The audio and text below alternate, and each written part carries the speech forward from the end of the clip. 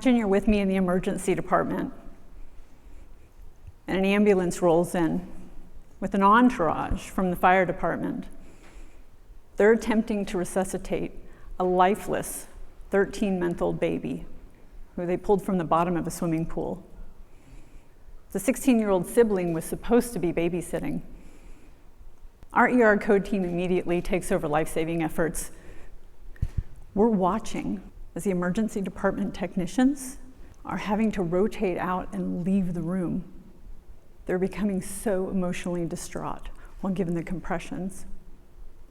Some of them, they're new on the job, and others, they're new parents, and they have babies at home around the same age. Then you have seasoned nurses like me. We've been through this, and worse. Standing in the doorway, watching anxiously, are the paramedics, the firefighters, and the police officers who were on scene with a hysterical 16-year-old whose life will never be the same again. You could hear a pin drop in the silence of the room as we all choke back tears.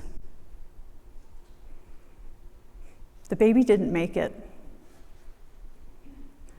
But as always, in cases such as this, the expectation of us emergency service providers, we got to keep going. There's no time to process our emotions. We tuck our failures away. There's other patients to see, and there's more calls to go on. I want to talk about moral injury. Moral injury, this is the trauma and the unconscionable things that we have to experience. Moral injury is what's behind a nurse's broken spirit. Moral injury, it's what has us questioning ourselves when patients die under our care. What we could have done better. Was it our fault? Moral injury is what has us questioning if there's any good left in the world. There are some things you just cannot unsee, and memories you wish you could forget. There's 4 million nurses in the United States alone. 7 out of 10 of those nurses, 2.8 million nurses, they suffer from burnout. And burnout, that's a vicious spiral, because burnout is what leads to depression, it leads to your substance use, and it leads to suicide. That's a pretty crazy statistic if you think about it. I know really well all about downward spiral, but unfortunately, us nurses, we have to stay quiet. We don't want to admit that we have a problem. The last thing we want to do is draw attention to the fact that we are actually becoming emotional and feeling what we experience in the hospitals. So instead, we'll isolate, we'll ignore, we'll even numb ourselves. We have the culture of shame, and that prevents people from wanting to speak out about their mental illness. So nurses silently suffer instead of being open and talking about their stressors. We need to bridge the gap between the cost of caring and healing our frontline healers. And what I mean by that is we need to take better care of those who care for others. I'm a pediatric emergency trauma nurse. I'm part of the leadership team at a children's hospital, and I've been in the emergency department for over 18 years. My colleagues and I, we put everybody before ourselves. Our patients, their families, they look at us like we're some kind of superheroes. Well, I have a little secret. It's what lies underneath the nurse's supersuit. It's a human being. We don't have superpowers. We've just answered our calling in life, and we just put other people before us. It is a selfless way of life. 24 hours a day, 7 days a week, we have to be on point. Just because our scrubs come off doesn't mean that we stop nursing. Imagine being that nurse who was up all night with a sick kid. She's at the emergency department. She's been on her feet the first 8 hours, 12-hour shift.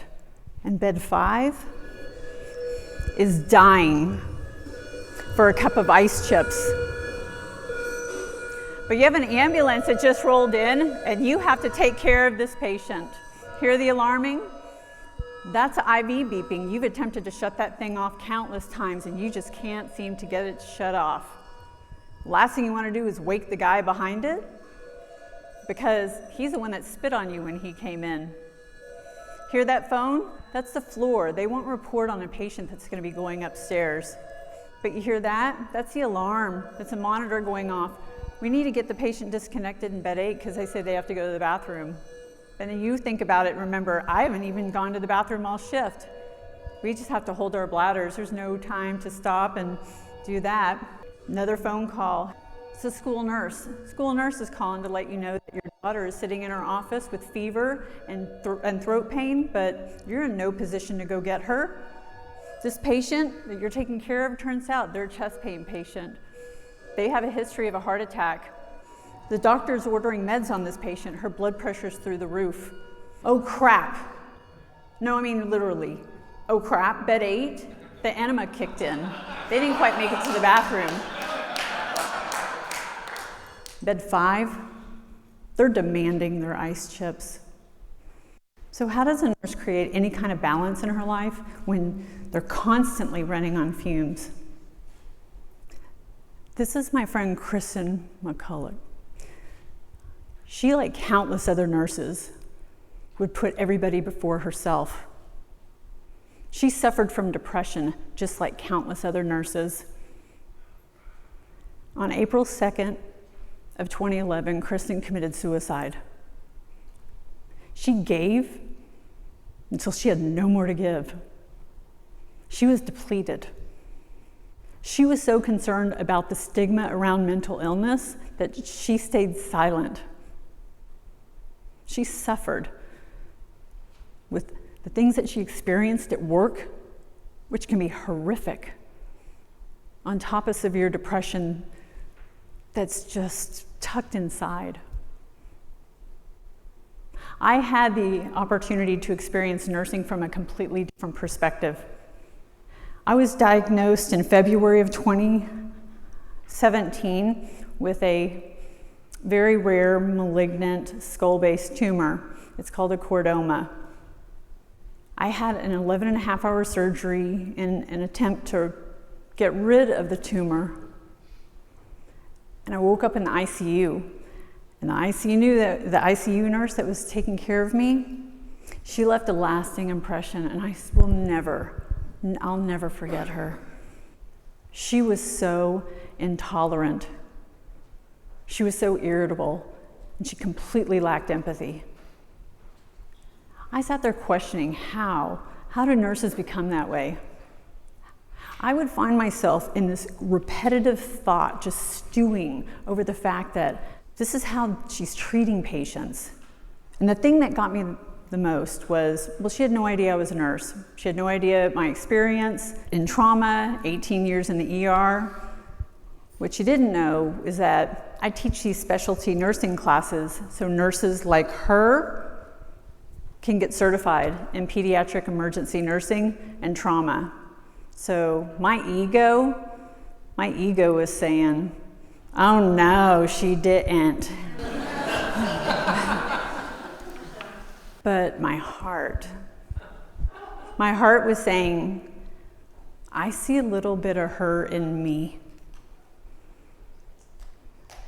And I had to ask myself, how many patients under my care have ever said, how can a nurse ever be so irritable, intolerant, and completely lack empathy? Nurses do not start out that way, and that is not the way that we want to be perceived. It is important that I speak out to you in hopes I save these nurses from moral injury and burnout.